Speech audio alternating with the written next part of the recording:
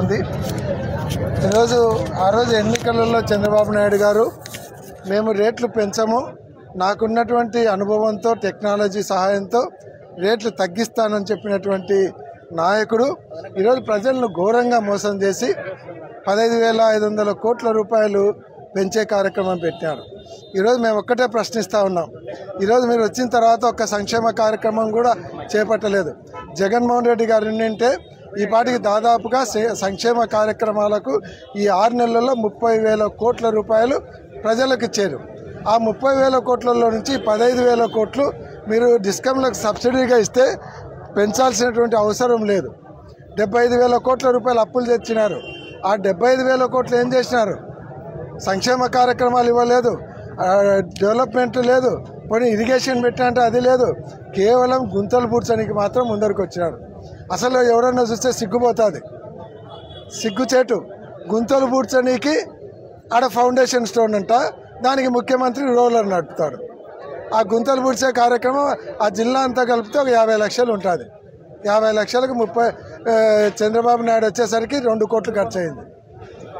ఇట్లాంటి కార్యక్రమాలు చేస్తూ ఉన్నారు వాళ్ళు.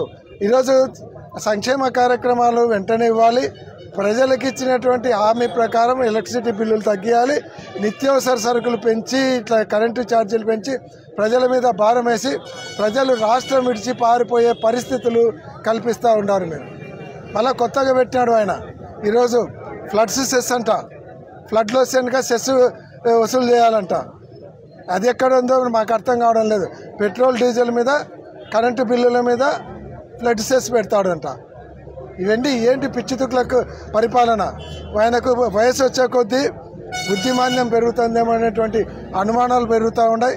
కాబట్టి ఛార్జీలను వెంటనే తగ్గించేంత వరకు పోరాటం చేస్తాం.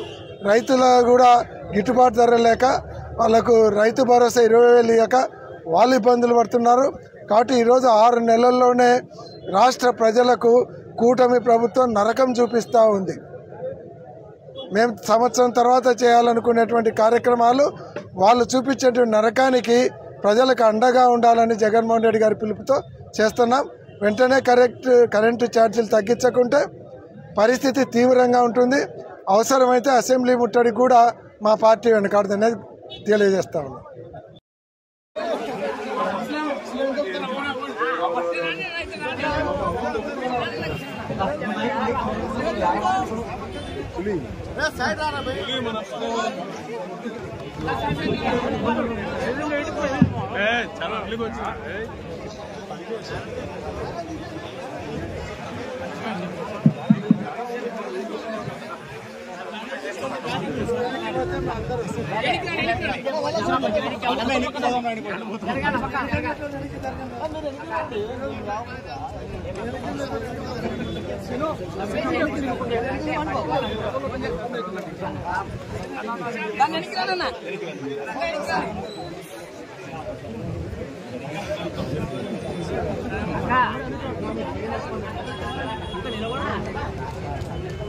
మీరు ఎవరు పట్టుకోవద్దులేమ్మా, వాళ్ళు పట్టుకున్నారు.